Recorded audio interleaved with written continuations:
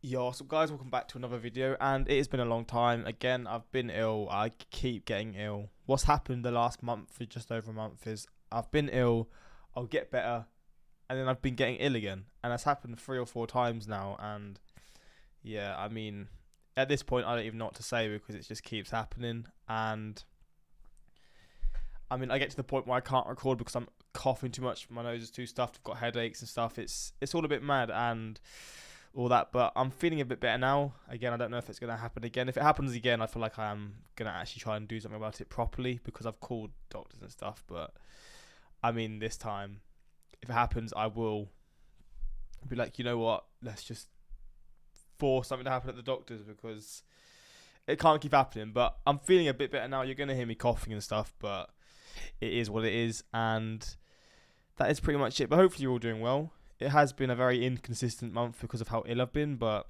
hopefully, finally, I can actually get back to doing reactions because I tell you what, because when I'm sick, obviously I can't do anything. I can do reactions, but it depends how ill I am. Like, I'm feeling better now. I'm still sick, but I feel like I can actually function.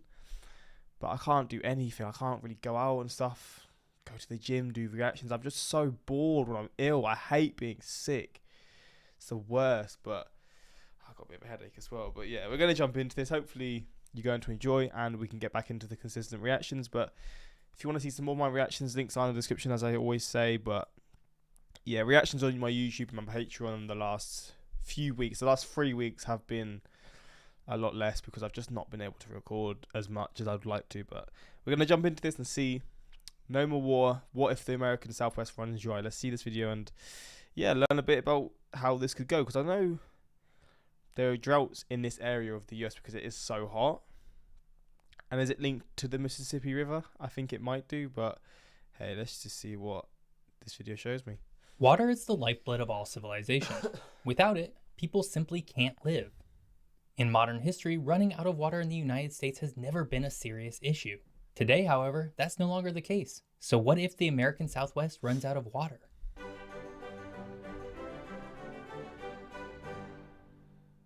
Hello and welcome to What If Geography, where we try and answer the great geographic what if questions of the world. I'm your host, Jeff Gibson, and today we're going to talk about water, or rather the lack of it, specifically for the American Southwest, which has some acute water issues that are caused by natural disaster, population migration, and early 1900s water policies. But before we talk about this dry subject, we need to first talk about everything that's led up to today's looming water disaster. The American Southwest is a naturally dry place.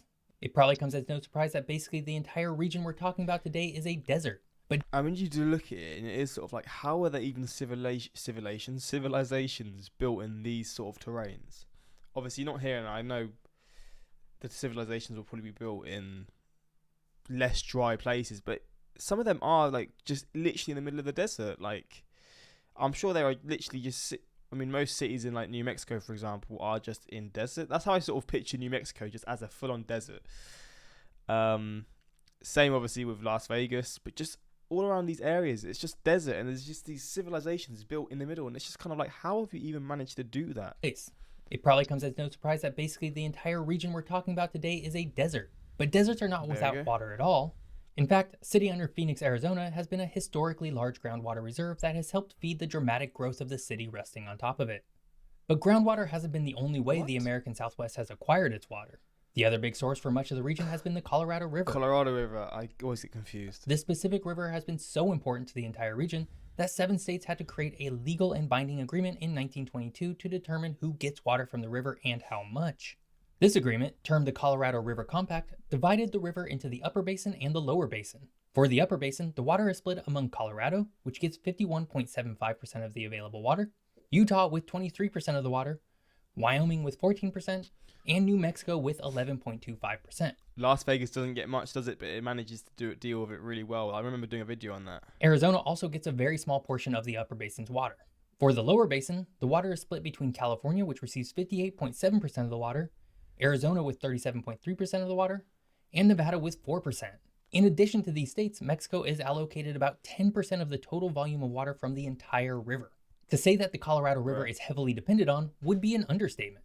For while the Colorado River doesn't naturally flow through any major population centers, with the exception of a relative close Las Vegas, States have diverted the river in multiple ways in order to get water to areas where people actually live. Both the Los Angeles and Phoenix regions, with a combined population of about 23.7 million people, draw water directly from the Colorado River. Unfortunately, the Colorado River was never intended to supply water to so many people. Back in 1922, when these agreements were finalized, the Los Angeles region had about 1.2 million people and the Phoenix region with about 100,000 people. Even after the aqueducts were constructed That's a big difference. later in the century, both regions' populations were a fraction of the current population that needs water today.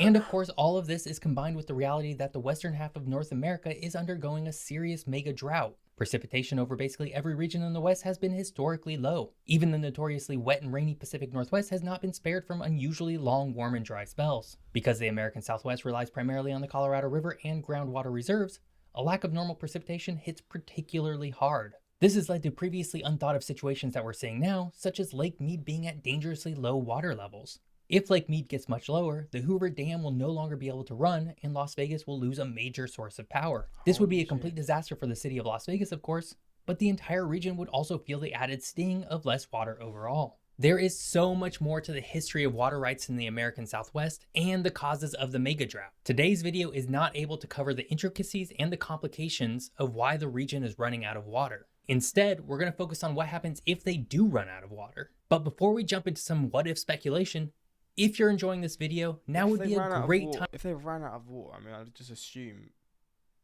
millions of people's lives would be in jeopardy, you know? But I guess maybe there'd be things to combat it. I don't know. I don't actually know what the response would be, but it wouldn't be good. I mean, as you said at the start, water is the most important thing to life. So the fact that the river's running lower and lower and the states are getting less and less whilst their populations are still going up, it's kind of wild how they're even able to function. Like, for example, Las Vegas, I'm pretty sure, in Nevada, they recycle their water, or in Las Vegas specifically, they literally recycle their water, and they have a system where even though they get barely any water, they've managed to find solutions, and I don't know what it is, but they've managed to deal with it the best possible way any other state has done. Time to subscribe.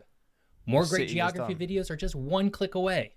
Much like we are seeing signals today, the path to a day without water entirely would be known well ahead of time. Water is highly monitored, and there are systems and checks in place to ensure that one day you won't wake up and just magically find that the tap is run dry. Unless you're pulling from your own unmetered well, of course. The run up to the day without water would not be fun though. Much like we saw in Cape Town, South Africa in 2018, as that day draws closer and closer, there would be a sharp decrease in the amount of water you could use. Oh. At its most desperate point, each Cape Town resident could only use 13 gallons of water each day. To put this into context, the average American shower uses about 17 gallons of water and lasts about 8 minutes. Now, fuck, so I mean, obviously if you're drinking, you'd be alright. You'd be fine. But it's cleaning and stuff. But I mean, if it comes to it, that's what you got to do, right? Think of all the other things you use water for throughout the day. In total, the average American uses just over 100 gallons of water per day for all of their needs. You would need to cut your water usage by about 90% to be at the same point as Cape Town residents were. Of course, this wouldn't just affect you personally. Agriculture markets would also be highly affected, which would have repercussions for the entire country and global markets. Wheat, leafy greens, pecans, grapes, and even cotton are all grown in Arizona. Crops, of course, take a lot of water to grow, and any disruption in their growth would take time to offset from elsewhere in the country. This slow, steady march to a day without water would be felt in all industries and every facet of life within the American Southwest. As people begin to feel the burden of less water overall, they're bound to look elsewhere to move. This would begin what would likely be one of the largest internal migrations in modern US history. Now, Americans are very lucky to live in such a large and varied country. While half the country is essentially under some form of drought-like conditions, the other half still has plenty of water. Migrating from one side of the country to the other is not all that difficult and is certainly easier than immigrating to another country altogether. For this reason, it's safe to assume that as water becomes more scarce, people will look to flee to other regions of the United States that are not water distressed. In particular, the Great Lakes region, New England, the Pacific Northwest, and even Alaska are primed to be on the receiving end of these climate refugees. In many ways, this would be a reversal of the pattern we've seen since about 1970 when people, tired of the winters and relative grime of the Great Lakes and New England cities, flocked to the American Southwest. Only instead of 20 million people migrating over 40 years, we could see as many or more people flee in just a few years. The combined populations of Arizona, Nevada, New Mexico, Colorado, and Utah is about 21 million people. Including California, there are about 60 million people who are in regions that could see water become a scarce commodity. As people flee from these large cities of the American Southwest, we're bound to see a repeat of what happened to Detroit in the early 2010s. As Detroit emptied, large areas of the city were essentially abandoned, and the city no longer had a tax base to pay for its obligations. This led to a decrease in services, which led to more people leaving, and so on. It was a vicious cycle, only instead of a relatively slow and gradual process, it would happen at a pace that's never before been felt in the United States. City leaders would be left spinning trying to figure out what to do with basically no good options. This, of course, would have reverberating impacts around the entire country and, in particular, the cities that would be expected to absorb these fleeing populations. Our societal systems, such as the freight industry, are finely oiled machines attuned to relatively small amounts of growth. The city of Cleveland, Ohio, for example, can safely secure food for its 2 million people and distribute it to its residents through a network of grocery stores. An extra million added on top of the city over a short period of time, however, would throw this entire system into chaos as stores would become crowded and people forced to ration until industries are able to adapt. So it would work both ways then. When people mass migrate, it would then cause problems in these other places. Which would take Which makes sense.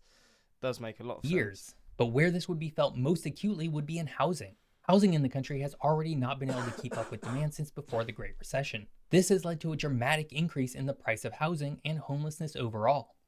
Each year, the United States as a whole adds about 1.5 million homes. But much of that is already concentrated in the Southwest, the very area where people would be fleeing from. As people flee to cities in the wetter regions of the country, housing stocks would dry up almost immediately. Home prices would skyrocket even higher, and Depression-era shanty towns would likely pop up in every major and minor city. For a single city, such as Cleveland, to be expected to add hundreds of thousands of homes per year would be a monumental task that it's simply not prepared for. The other regions of the country are not ready to absorb millions of climate refugees. It would bring absolute chaos to the everyday lives of people who live in those regions today. Resources would be strained and people would be desperate. Thankfully, this specific scenario is not imminent today. Though there are worrying signs regarding the amounts of water available, the American Southwest won't run out of water anytime soon. That said, it's also not an impossible scenario, and it would be wise for the country and states to begin planning for such an outcome. The American Southwest running out of water is a very scary proposition. Everybody would be impacted by it in some capacity. Unfortunately, with the mega drought not appearing to relent anytime soon, the region will be beset by water issues for the foreseeable future. Thankfully, there are some very smart scientists and engineers working to manage the area's water effectively. Hopefully, with their efforts, the region will eventually emerge from the mega drought better able to effectively manage their water for generations to come. I hope you enjoyed today's episode. I mean, like I said, in Las Vegas, they've done some crazy stuff with recycling water and all that, but yeah, it's obviously a worry. These massive water projects enabled populations to live in numbers that are far beyond what they could ever normally support. I mean, droughts in the UK, it definitely gets hot here. There's points where there's like the scares of, oh, there's a drought and stuff, but has there ever been any actual like bad droughts?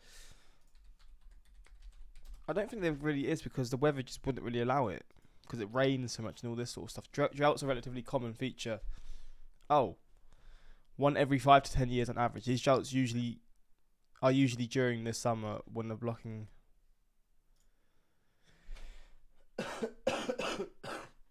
Oh, fucking hell.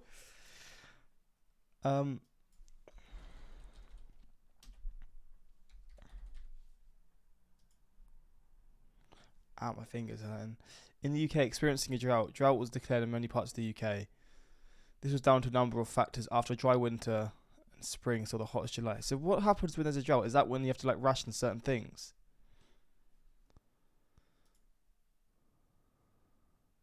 Half of the world's population could be living in areas facing water scarcity. God damn. Let's not scare myself too much. I've only just got started getting back into reactions, but hopefully you enjoyed this reaction, and yeah, hopefully I'll start feeling better soon. But yeah, until next time, like, subscribe, peace.